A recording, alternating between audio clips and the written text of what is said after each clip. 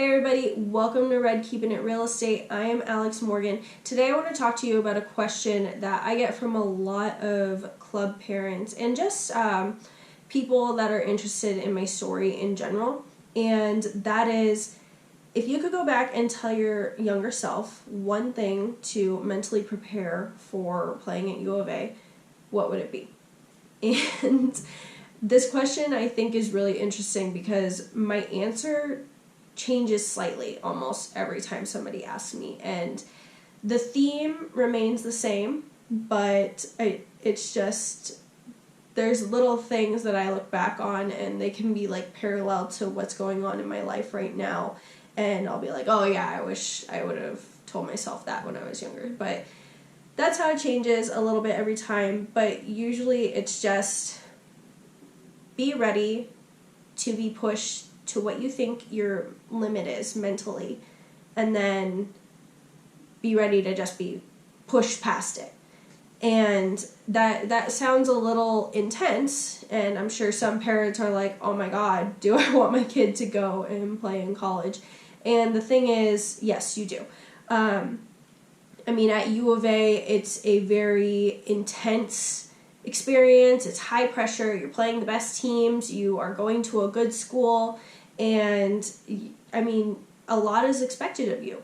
You are expected to try to execute everything perfectly in a sport of failure. And, it's not them being unrealistic. It's they want you to control your attitude, control your effort, and always give 100%.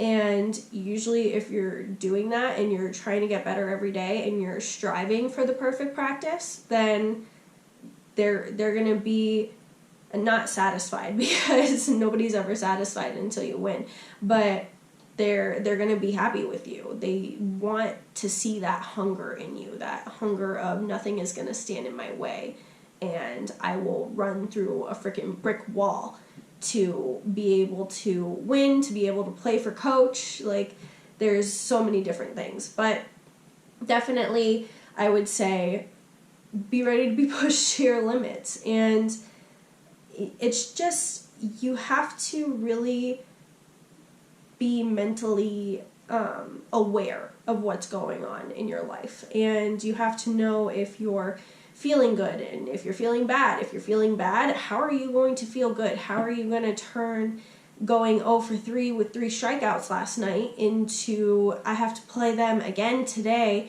They're probably going to pitch the same pitcher because she's their ace, and if they beat us, they're going to win. Like, there's all these things, and you have to figure out how to turn yourself around when you're down. And nobody's going to pick you up and say, oh, it's okay, Alex, like, you did your best, that's nice. Like, nobody says that, because they want to win.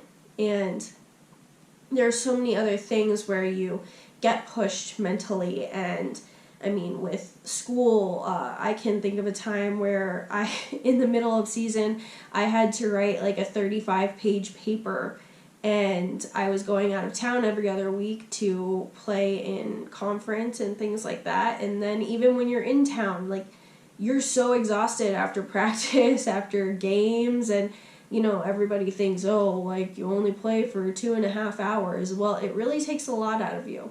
And maybe not physically, but it could be physical too. But mentally, emotionally, these games are just freaking sucking from you, like sucking all of your energy out.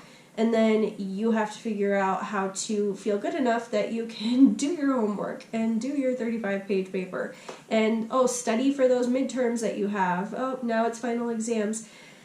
There's just so much that goes on all the time. And then that's not even really including the mental games that you have to play. Because, especially if you go to a big name school, big program, you're playing with some alpha females, and they all want that starting position because, they have a scholarship. They better get that starting position, because otherwise, do they really deserve a scholarship? And they should be working harder. And there's all this different stuff that goes in with that. But it's also I told you a little bit about coach telling me that I should transfer. And then after that, it was, okay, well, he told me I should transfer last year. This year I didn't play. What the hell is he going to tell me this year? Like, just get off the team? No, he did not tell me that. But I did have to learn how to slap because I had to figure out a way to get on base. Otherwise, I wasn't going to play. And not playing was not an option for me anymore. So that was a new thing that I had to figure out. And that was one of the more difficult times in my career. Another time that the biggest and longest amount of time where I was being pushed past my mental limit every single day was my senior year in not the middle of season, but like a third of the way through the season. I tore my ACL, MCL, and meniscus.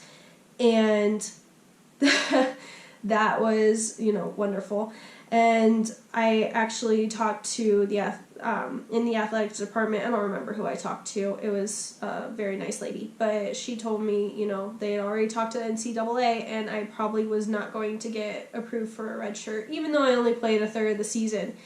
And that was just too many, apparently. And I had to figure out how to play with my knee almost completely blown out. And I luckily had an amazing trainer. His name was Bruce.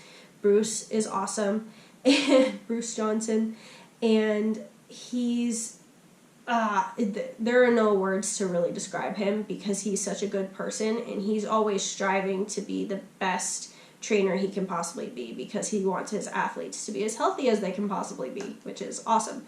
But he had to push me, especially every single day, because once you tear that much in your knee, it's going to be hard to play in the first place. Actually, my surgeon told me I was not going to be able to do it, and that was always really good to hear. And Bruce basically told me, he said that you're not going to be able to do it, but I think you can, so let's do it. And after you injure it that much, it starts swelling, you get a lot of fluid, and that's when it gets painful. Especially my MCL was only partially torn, so that's why I was still getting a lot of pain in that. My ACL was completely torn. My meniscus, I don't really remember. It was torn in like 2 places. I don't know. But so every day I had to go and keep pushing myself past my limit of how far I could bend my knee, how much I could straighten it, how much weight I could put on it, if I could jump or not. And the jumping took weeks. That was, insane. And then trying to be able to throw again. And there were so many days that I would go back into Bruce's office and I'd just look at him and I was like, I cannot do this, Bruce. Like, I am done. My knee hurts. Mentally, I'm fried. I feel like there's nothing else I can give because my body is just like not able to continue doing this to itself. And he's like, okay, I'm not going to push you. Like, you can either keep trying and possibly succeed, or you can stop trying and see if maybe they'll approve you for a red shirt, which, they already basically said you're not going to get one. But, it's completely up to you. He basically just said, I can't force you to do anything. So he also knew how to talk to me, though, and he knew that I would be so disappointed in myself if I didn't try my absolute hardest to get back on the field because I wanted to end on my terms. I ended up not ending on my terms anyway because then I tore my hamstring in my other leg. But having to throw, one of my first days back in throwing, I snapped my knee too much and I just crumbled to the floor, and that was really embarrassing. I was laying on the ground in the outfield, and Bruce just kind of looked at me like, what are you going to do? You going to get up and keep going, or are you going to be done? And I got up, I kept going, I kept throwing, and it was terrifying. Then there were other days where I had to do the jumping. The jumping was the worst. And I know that when I'm talking about mentally, I'm really focusing on when I tore my ACL. But that was the hardest time that I had in college. It just, I was having the best season that I had, and I was hitting over 450, and I was just tearing it up, and I finally was playing like I knew how to play. And then, I didn't even do anything wrong. I just sunk into the grass, and all of a sudden I heard a pop, and I'm on the ground, and that's how I got hurt. And it was so difficult to cope with, because I thought that, especially my surgeon said I wasn't going to play again and all that. And that's the moment where I had to dig the deepest and basically say, like, okay, Alex, here's the test. What are you capable of? And, I knew that I wasn't going to go out by having to be helped off the field. I walked off mostly by myself, but I was holding Bruce's arm, and my other arm was around Coach, and I wasn't going to let that be my whole story as an athlete. If I was going to have a story, it was going to be me coming back, and maybe I didn't play as well when I got back, but I was going to come back. You bet your ass I was going to. And every single day I would get to my point where I was like, Bruce, I can't do this anymore. And he's like, okay, then quit. And I was like, nope, I can't freaking quit. And then I found a new limit. And that's what I mean by getting to your limit and then being pushed past it. Because, and it's not that anybody else is pushing you past, it's that you dig deeper inside yourself and you find your motivation to get past your own limit and create a new limit. And I'm a firm believer in you can always get better. Like, I don't know why, I always think of like fractions, and if you just keep dividing a number over and over and over, like, you don't ever reach zero. So that's like my little thing is, if I keep getting a fraction better every single day, then I'm never going to have a limit. Like, I'm going to always get better until I just stop and don't try anymore. So that's just how I think. I'm a math geek. I like math. So, when I heard that in math, I was like, oh my God, I can apply that to my life. Like, so that's where I think I would tell myself, my younger self, is just be prepared to always get pushed beyond your limits, because, it's like, oh, the limit does not exist. Because every day it was a new adversity to go through. And not every day. If every single day it was an adversity, then playing college athletics would be terrible. But there were really difficult adversities that you do have to go through. And I think everybody goes through them.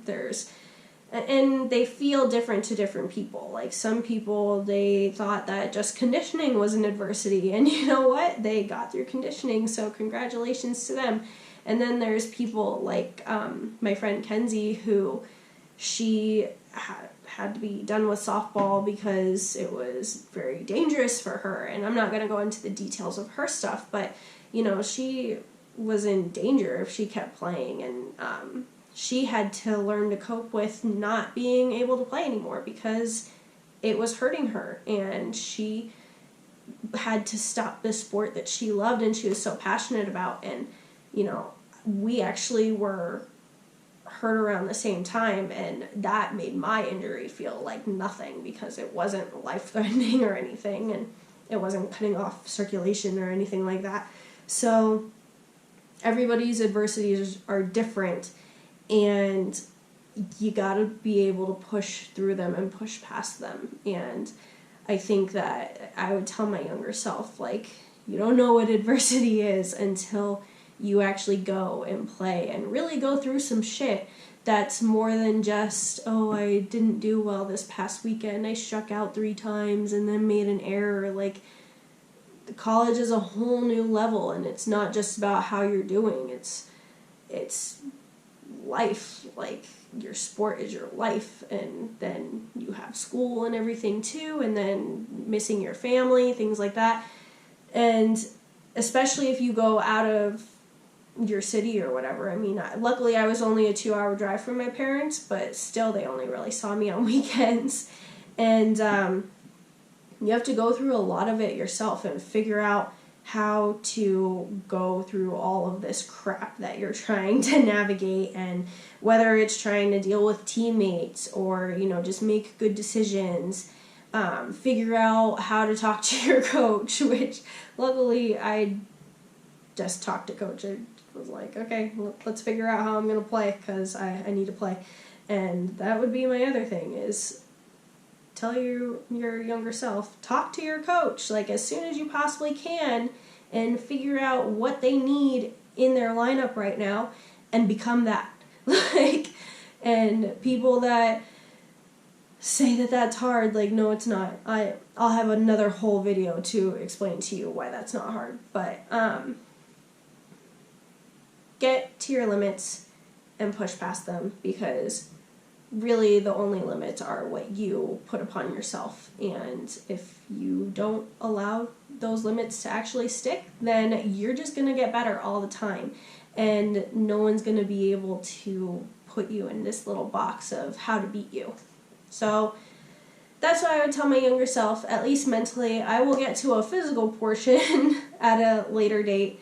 But thanks for tuning in, and tune in next week. I'll have another softball video for you, or you can always check out my real estate videos that are in my real estate playlist. Make sure you like and subscribe, and you can also follow me on Instagram at Alex the Homegirl. Thanks, guys. Bear down.